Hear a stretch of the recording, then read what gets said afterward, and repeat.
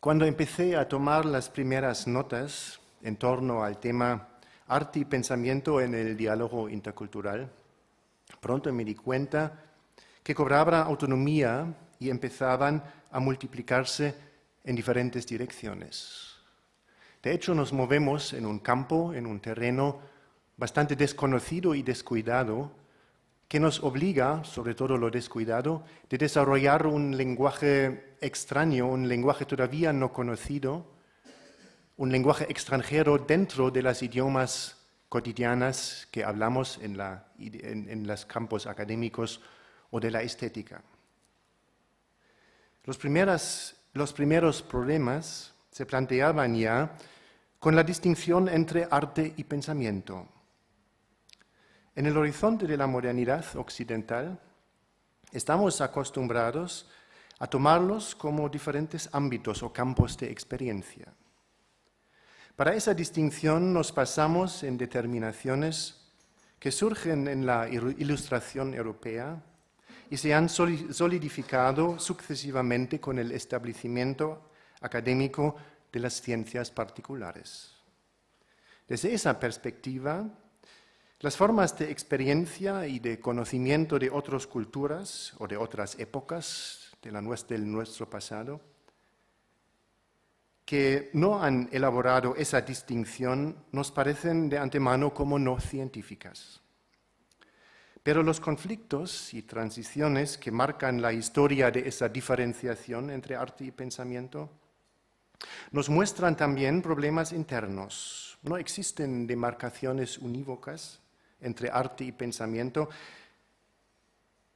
y además cada distinción implica limitaciones de alcance de cada campo.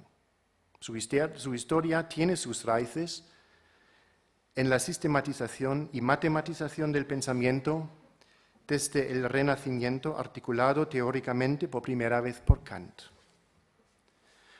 Después de la pérdida de la posibilidad de una fundamentación trascendente, el pensamiento tenía que legitimarse como ciencia, referida a la objetividad de las cosas.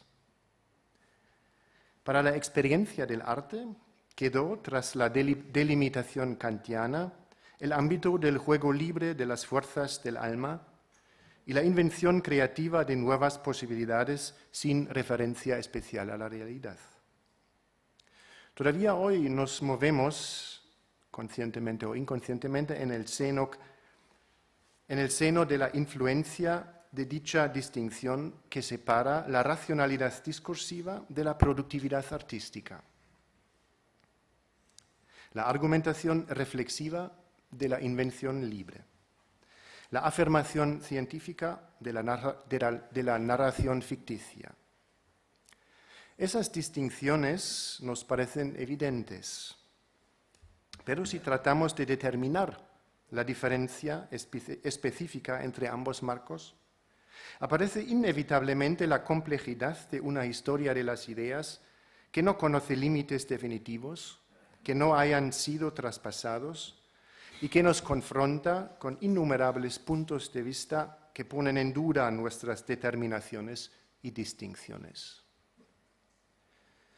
También el otro enfoque de nuestro tema, la interculturalidad, alberga problemas que Juan ya acaba de indicar también, alberga problemas que nos llevan al terreno histórico, es decir, a la génesis del concepto de cultura en la Ilustración europea. Este concepto se refiere al ámbito entero de la actividad humana, a diferencia del concepto de naturaleza, entendida como materia dada. Esta distinción, por su parte, no puede separarse de la formación de las ciencias y humanidades modernas y de su nueva idea de ciencia. Si denominamos desde la perspectiva de esa distinción otras culturas como tales, como culturas, y si distinguimos, por ejemplo, entre pueblos primitivos y pueblos civilizados, los percibimos ya de antemano desde una perspectiva eurocéntrica, inevitablemente. Un pensamiento intercultural o una orientación intercultural del arte nos plantea por ello problemas que no se limitan a la recepción de diferentes influencias culturales, con objeto de ampliar el propio horizonte cultural. Más bien, tal pensamiento o arte tendrían que reflejar críticamente la génesis histórica de la propia perspectiva, y no para apropiarse de ella, sino para ir más allá y superar los tópicos acostumbrados que constituyen el horizonte presente de su apropiación de la tradición. Tal reflexión sobre el pasado, que se comprendería a sí misma como perecedera, tendría que percatarse a la vez de sus condiciones y problemáticas contemporáneas, siempre constitutivas para su comprensión del pasado.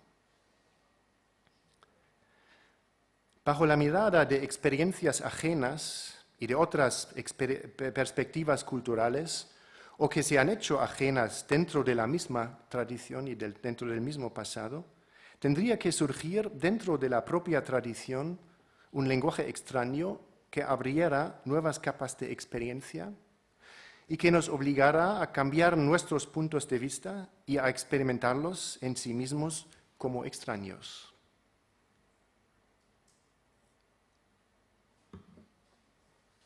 Hasta la actualidad, nuestras concepciones tradicionales de la historia de las ideas están sometidas a la influencia del paradigma propio de la ciencia moderna, dominado por una mirada historicista, es decir, desde la perspectiva del presente, se comprende esta historia como un espacio de objetos pasados examinados a la medida de su actualidad respecto al presente.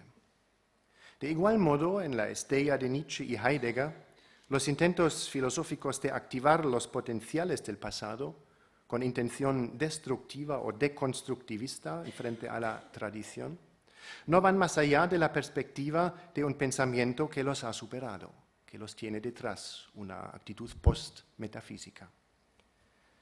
Más allá de esos problemas internos, una nueva reflexión de la historia del pensamiento occidental en perspectiva intercultural se haya sobrecargado también por el hecho de que este pensamiento ha considerado otras culturas en el horizonte de la idea moderna de progreso, o, lo que es lo mismo, desde una posición avanzada e ilustrada.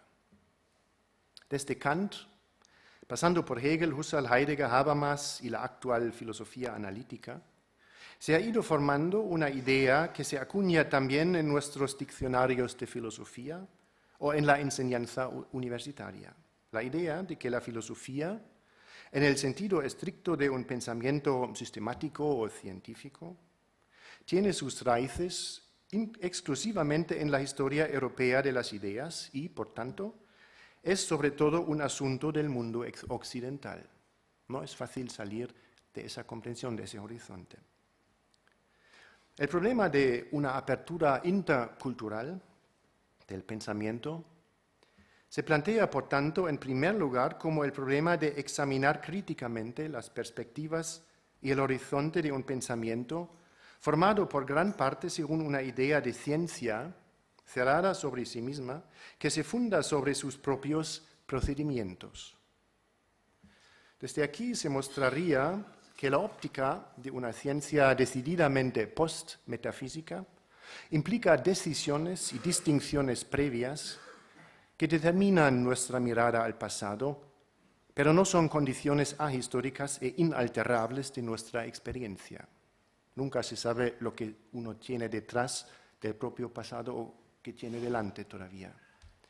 Solo bajo la mirada de una reflexión histórica, capaz de captarse a sí misma como momento temporal inmutable de esta historia, podría irse más allá del horizonte de una historia que progresa y que tiene el pasado detrás de sí. Y solo con ello, las capas históricas de nuestras experiencias recuperarían la autodinámica creativa y la extrañeza que nos capacitaría para relacionarlos de una manera radicalmente abierta con experiencias y historias extrañas. En lo que sigue quisiera ilustrar esa tesis destacando un aspecto central de la historia europea de las ideas. El paradigma moderno de la ciencia, que en la época de la Ilustración se ha separado del campo del arte como invención creativa y lúdica. Precisamente frente a las tendencias tardomodernas de la globalización y sus síntomas evidentes de crisis, el examen del paradigma de ciencia es un presupuesto imprescindible para una autorreflexión y apertura intercultural de la filosofía occidental.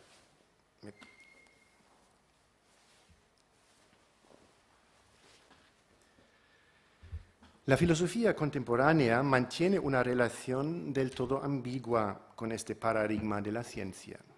Por un lado, se forma en sus tradiciones ilustradas bajo este paradigma ampliado en la fenomenología husserliana o estrechado en la filosofía analítica de las ciencias bajo la forma de las ciencias particulares y a referencia a los objetos.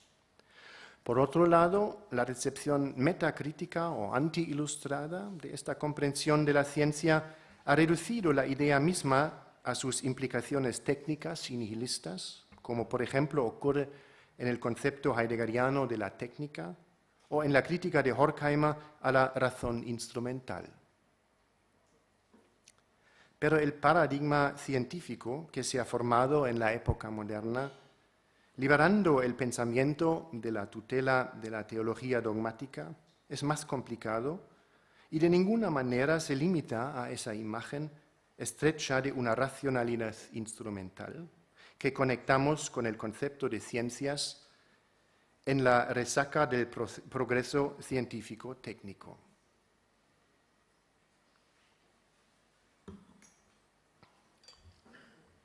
Síntomas de esa complejidad reprimida los podemos percibir hoy en día en la vuelta de problemas teológicos en el discurso filosófico y científico frente a los problemas de la legitimidad de la razón, a la sombra del nihilismo, o de la relación entre vida y muerte frente a las posibilidades de nuevas tecnologías científicas.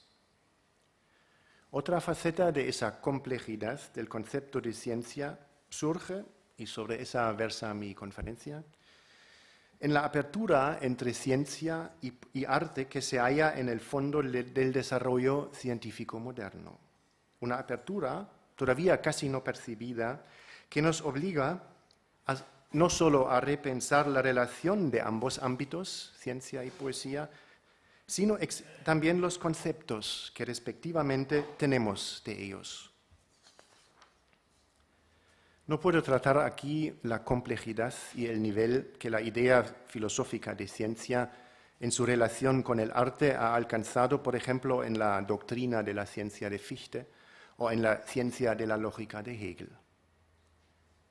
A pesar de que especialmente esa última implica impulsos productivos e inesperados frente al desafío de la interculturalidad, si lo leemos desde una perspectiva decididamente intercultural.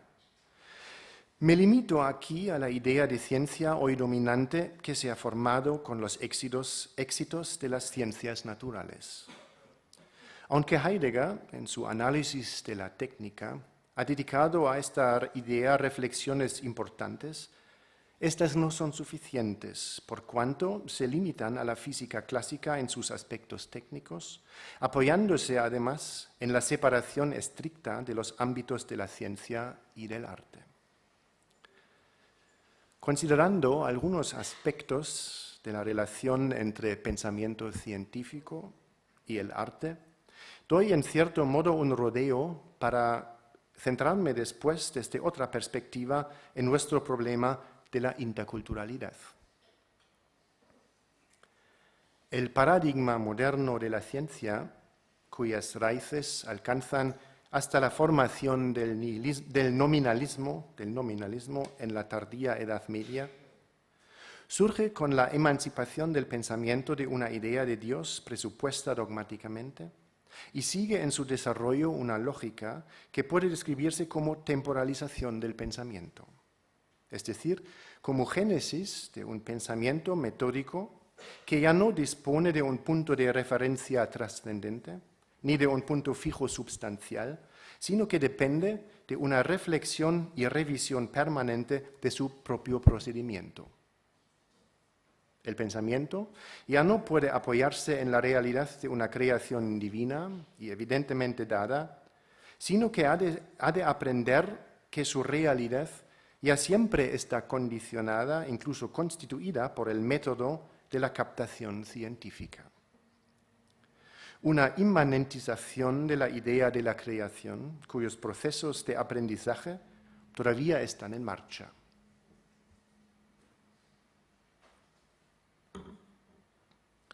En las ciencias naturales, esa tendencia de temporalización gana otra cualidad a comienzos del siglo XX con la autonomización del tiempo en la física cuántica y la teoría de la relatividad de Einstein. El descubrimiento de que el tiempo es algo más que una medida calculable para el movimiento en el espacio tridimensional trae consigo consecuencias que ponen realmente en duda el paradigma clásico de la ciencia y abren sus fronteras con el arte. Si ya no podemos comprender la naturaleza como una facticidad objetivamente dada, cuyas partes poseen consistencia autónoma y se comportan según leyes universales e inalterables,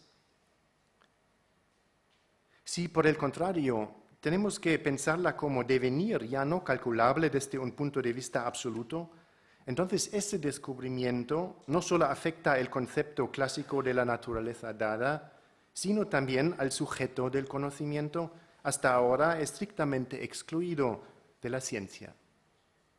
En efecto, si la naturaleza en sus dimensiones micro y macrocósmicos no es un ser espacial y objetual, sino devenir, entonces los objetos y reglas, fijados por la ciencia como naturales, dependen de la perspectiva de la observación y se hallan determinados por sus conceptos.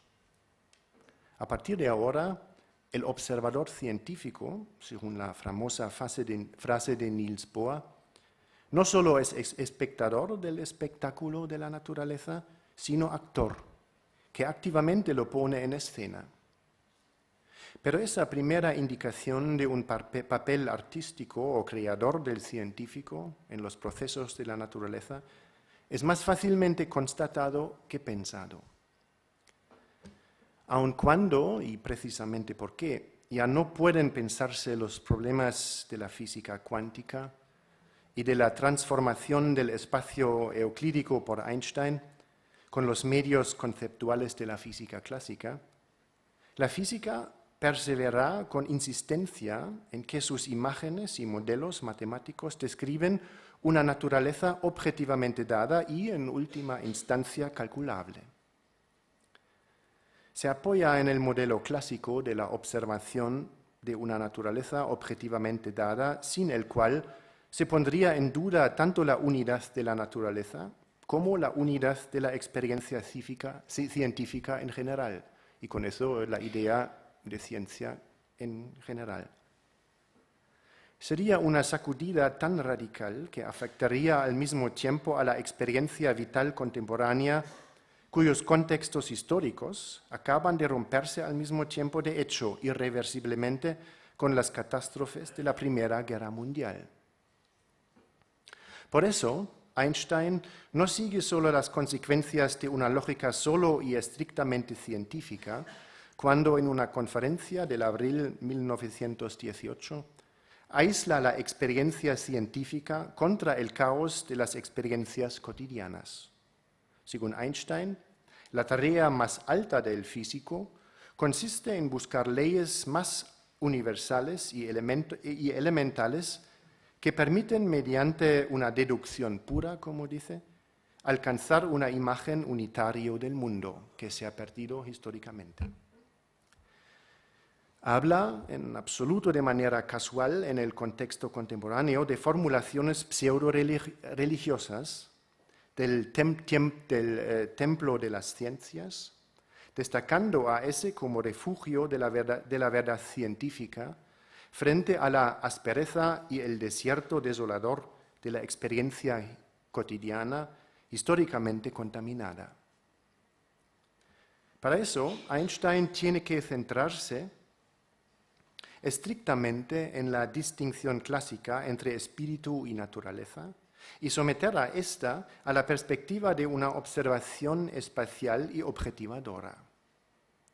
Una distinción que elude, de hecho, su propio concepto de un tiempo-espacio tetradimensional, en el cual se difumina la frontera entre espacio y tiempo. Desde la perspectiva de la observación científica pura, la naturaleza sigue apareciendo como materia muerta, que no opone ninguna pretensión propia frente a la creatividad de las intenciones de su investigación humana. Pero las consecuencias implícitas de la temporalización de la imagen científica del mundo empujan más allá del pensamiento clásico de la sustancia y su comprensión mecanicista de la naturaleza. Porque si ya no podemos comprender la naturaleza al modo en que todavía Einstein lo hace, como sistema cerrado y dirigido por leyes universales y atemporales, sino que hemos de pensarla como devenir de relaciones y campos de fuerzas que se afectan mutuamente, entonces estamos ante un tiempo irreversible, cuyo pasado ya no puede observarse y cuyo futuro se sustrae al cálculo.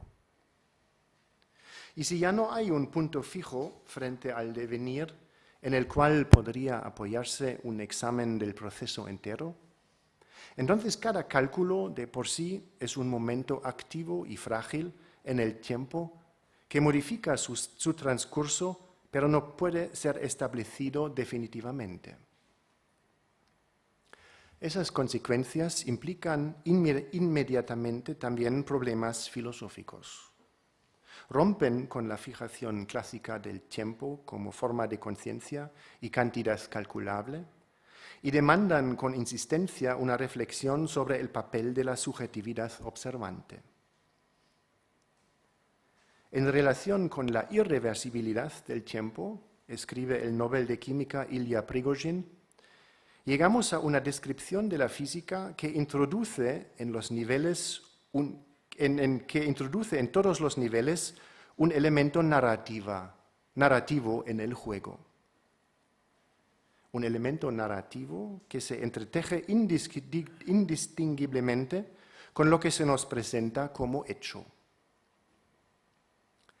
Por de pronto, esa comprensión remite al hecho del todo evidente de que la observación es un momento constitutivo y creativo de la naturaleza observada, pero en el fondo implica también consecuencias imprevisibles para la comprensión clásica de la razón observante de las ciencias. Consecuencias cuya alcance Prigozhin indica solo de una manera titubeante cuando escribe: nuestra ciencia adopta la posición peculiar y rara de un examen poético de la naturaleza, en el sentido ordinario de la palabra, es decir, en el sentido de que el poeta es un hombre de acción, o sea, que manipula e investiga activamente.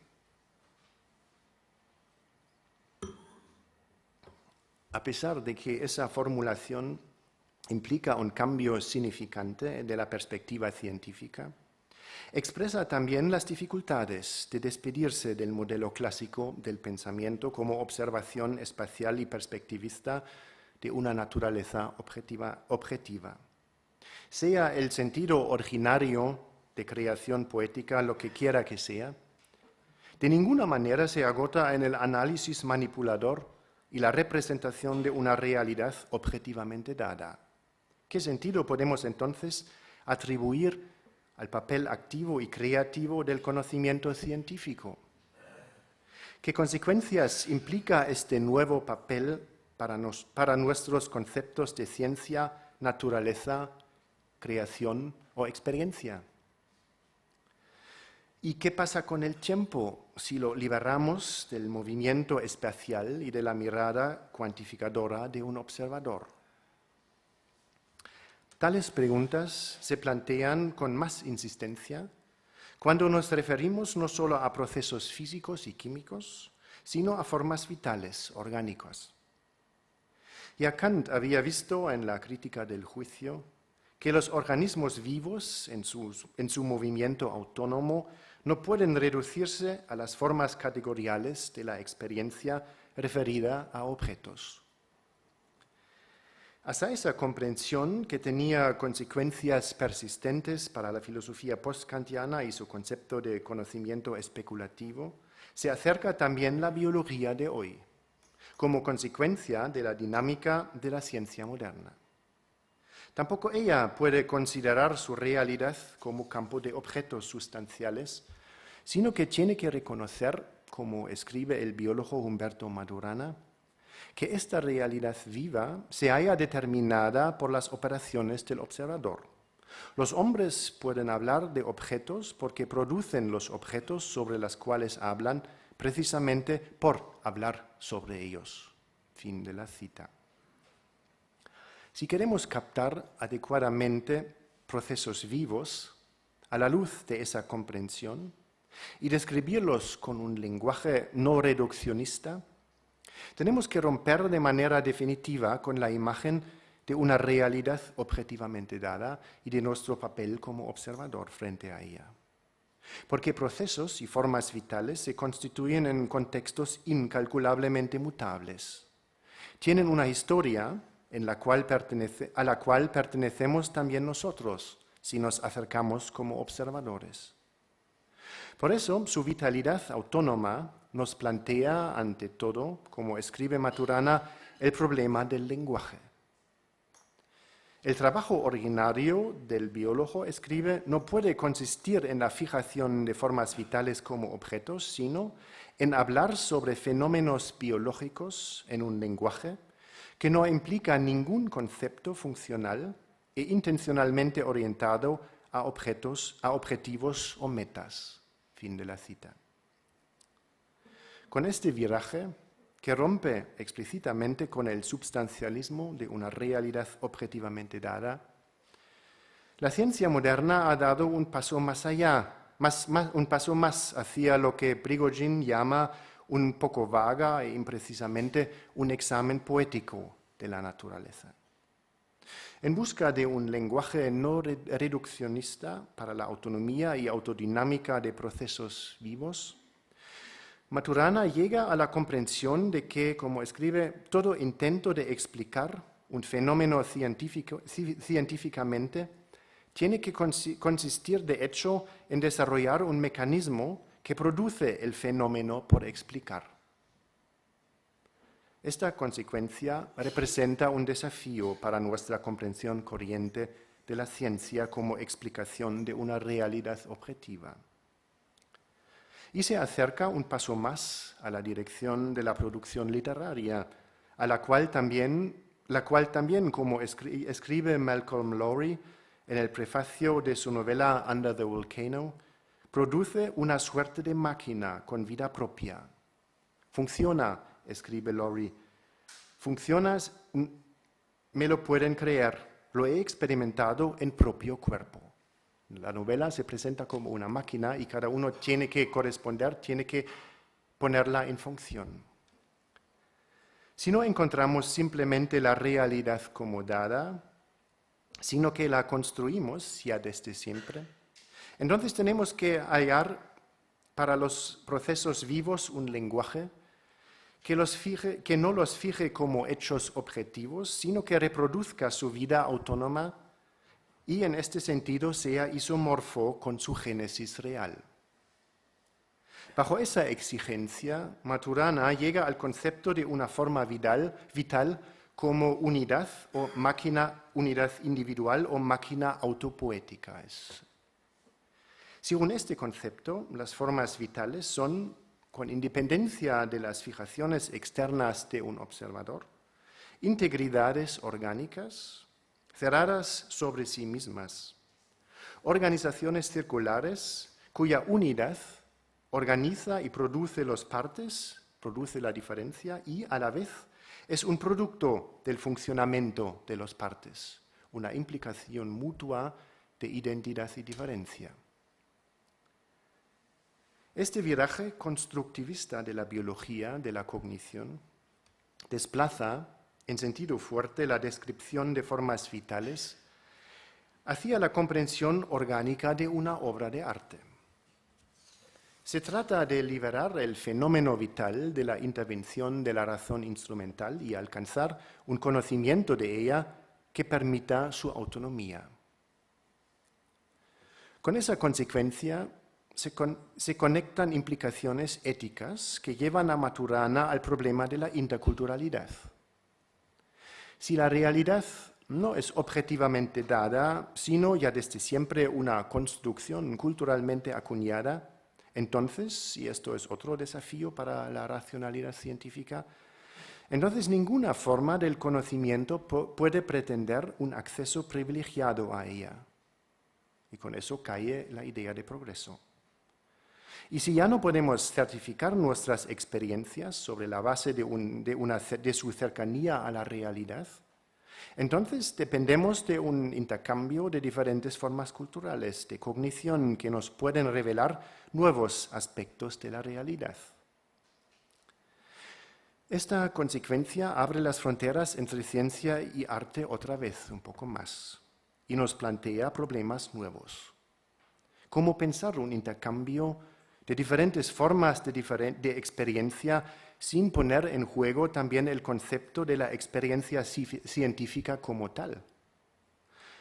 Ahora bien, Maturana no toca este concepto de una ciencia observante y con ello también deja intacta la distinción entre diferentes campos de conocimiento que conviven y entran en un intercambio constante. Esa distinción, que dentro del horizonte del pensamiento occidental no nos parece problemática, evoca más preguntas y dudas si lo consideramos en el encuentro entre diferentes culturas y horizontes de experiencia. Liberando el conocimiento en su giro constructivista de sus condiciones objetivas y determinándolo como dependiente del sujeto, como escribe Maturana, la biología de la cognición se mantiene todavía dentro del marco constitutivo, y todavía constitutivo para la ciencia, de la distinción entre sujeto y objeto. De aquí se deduce el concepto de intersubjetividad, que, como el concepto de interculturalidad, determina su encuentro con experiencias fundamentalmente extrañas y no comprensibles, a partir de una diferenciación básica.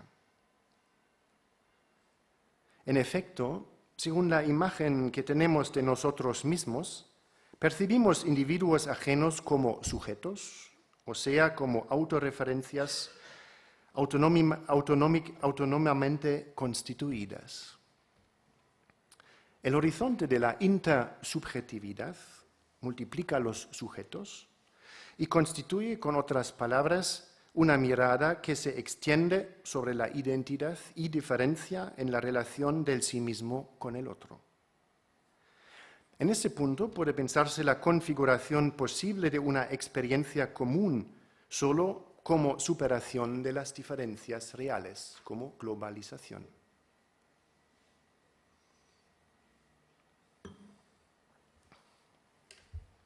La cercanía del constructivismo científico con la filosofía trascendental revela a la vez su ingenuidad respecto a la teoría del conocimiento, cuando, según el modelo de la observación biológica de un organismo, comprende el sí mismo como una forma vital. El sí mismo vivo, escribe Maturana, se genera relacionándose consigo mismo. Frente a esta formulación, hemos de reconocer que la comprensión de Kant es de mayor alcance. Según esta, la unidad indivisible y individual del sí mismo precisamente no puede captarse como el resultado de una autorreferencia, ya que autorreferencia solo es posible si ya se da la unidad del sí mismo. Y tal unidad es el horizonte trascendental de la autorrelación individual, que de ninguna manera puede ser concebido como objeto de una observación. No podemos observar la unidad de un individuo. La comprensión de Kant implica consecuencias que nos impiden concebir la autorreferencia del yo en el horizonte de la distinción entre sujeto y objeto. Esta comprensión abre el yo, como muestra la filosofía en el desarrollo de las filosofías postkantianas, abre el yo a una dimensión histórica y en este sentido también espiritual. De hecho, la referencia del yo a sí mismo nunca se refiere a una mera facticidad objetiva, sino que es en el fondo un comportamiento, una actitud en el tiempo, en el cual el sí mismo trata con la existencia que ha llegado a ser y con las posibilidades abiertas que tiene para continuarse. Con otras palabras, el sí mismo se transforma y se diferencia incesantemente en su autorreferencia. Ella no es un comportamiento autárquicamente cerrado frente a otros que lo distingue de ellas, sino que está, en cambio, constitutivamente relacionado con otras formas, abierto a otras posibilidades históricas de existencia. El sí mismo es, con otras palabras, ya desde siempre históricamente condicionado y abierto. Esa historia no se limita a lo que él reconstruye conscientemente como historia o tradición propio. Por el contrario, en ella, en esa historia, actúa de igual modo la totalidad de las posibilidades que él sí mismo no ha actualizado, que ha olvidado, omitido o excluido. Somos también nuestras relaciones de exclusión, que permanecen inconscientes o se le enfrentan como extrañas. En este sentido, el sí mismo es fundamentalmente temporal. Constituye y es, a su vez, constituido por el tiempo-espacio de un devenir tetradimensional, volvemos otra vez a esa idea de Einstein, irreductiblemente individual e ilimitadamente abierto no solo hacia el futuro, sino además más hacia las capas de un pasado inconmensurable que construye un individuo sedimentándose en él y transformándose en él.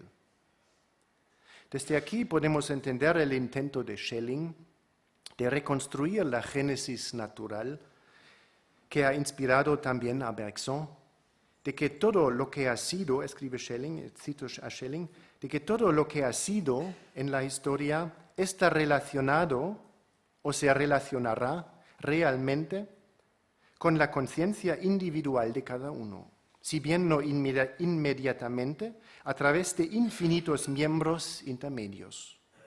Y esto de tal manera que si fuera posible mostrar estos miembros intermedios, quedaría claro que para constituir esa conciencia individual estaba ya necesariamente todo el pasado. Fin de la cita. Pero, ¿cómo puede pensarse esa individualidad como diferenciación temporal sin someter las diferencias, por un lado, a una unidad presupuesta, o perder esta unidad, por otro lado, en incesantes cambios, en incesantes diferencias? ¿Cómo puede pensarse la individualidad irreductiblemente extraña sin fijarla con las distinciones y determinaciones de nuestro pensamiento, sino correspondiendo a su indisponibilidad y apertura temporal? ¿Y qué tipo de pensamiento sería este? La individualidad viva, como muestra el intento de Hölderlin a responder a esa pregunta, no puede pensarse en la paradoja de su indivisibilidad temporal sin negarla. Solo es posible pensarla, y en este punto tocamos otra vez la comprensión de Maturana, fingiéndola poéticamente. Eso no significa hacerse una imagen de ella, sino construir, como también ha acentuado Malcolm Lowry, un mecanismo autónomo, un cálculo poético, como lo llama Hölderlin, como el cálculo diferencial, un cálculo que capta, como el cálculo diferencial de Leibniz, por ejemplo, capta la individualidad en su devenir y como transformación. Con esta respuesta extraña nos acercamos de nuevo a la frontera abierta y mudable entre ciencia y poesía, pero esta vez desde la perspectiva de abierta por la poesía. No se trata de describir un individuo postulando una correspondencia entre la descripción y los hechos reales, sino de fingir un individuo, inventar una figura que no pretende representar una facticidad dada. Pero este acto no es solo el acto soberano de un sujeto autorreferencial. Implica a la vez un comportamiento existencial. Por eso, escribe Hölderlin, el poeta que inventa tiene que entender que, cito, como en un material así constituido, en cualquier material que él pudiera elegir, tiene siempre que arrancar de la conexión viva un fragmento de la vida y elegirlo para su tratamiento. Esto es precisamente lo que hace de él un artista, es decir, lo que contiene el fundamento de su poema. Fin de la cita. El poeta tiene que entender ello para no sucumbir a la imaginación de describir un hecho objetivo.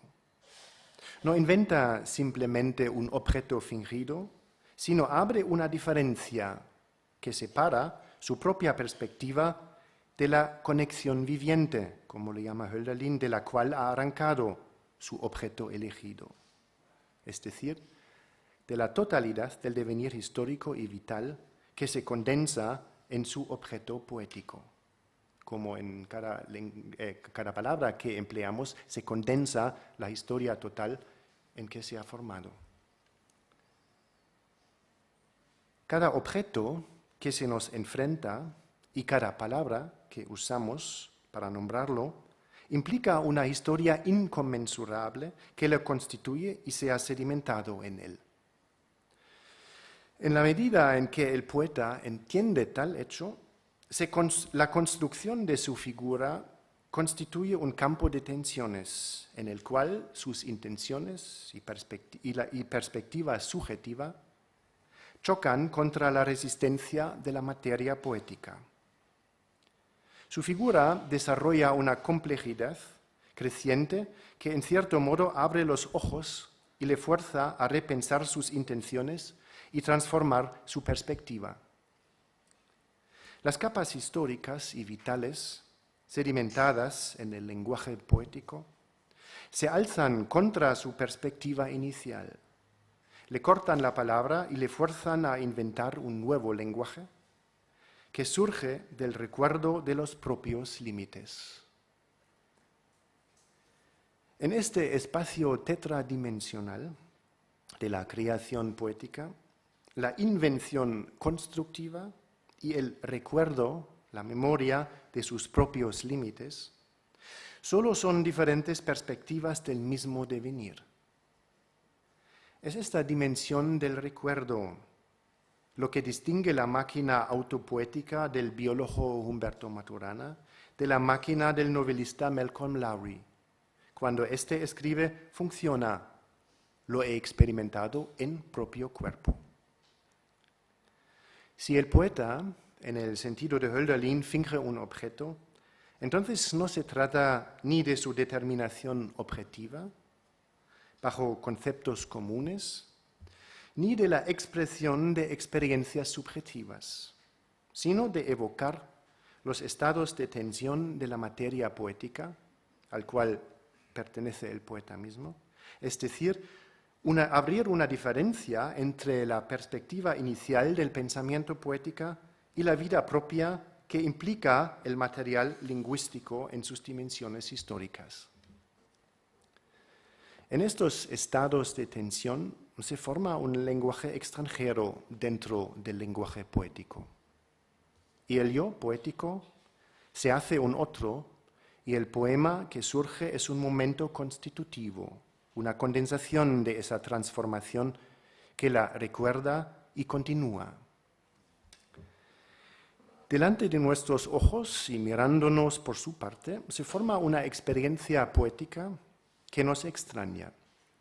Surge un poema que condensa y continúa una vida vivida, al igual que el cálculo infinitesimal, matemático. El poema registra y refleja esta transformación que condensa una individualidad poética, como la llama Hölderlin.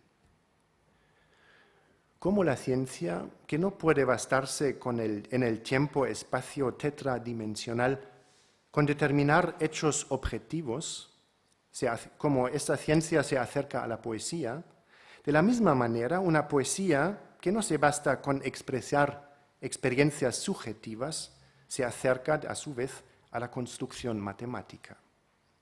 Por ello, dice Hölderlin, que un procedimiento poético que deja atrás la distinción entre subjetividad y objetividad exige en último término un cálculo poético, un objeto fingido y una distinción calculada entre sujeto y objeto, un diferencial como en cálculo infinitesimal de Leibniz, en la cual pueden manifestarse tensiones y transformaciones reales que se acuñan en el propio cuerpo.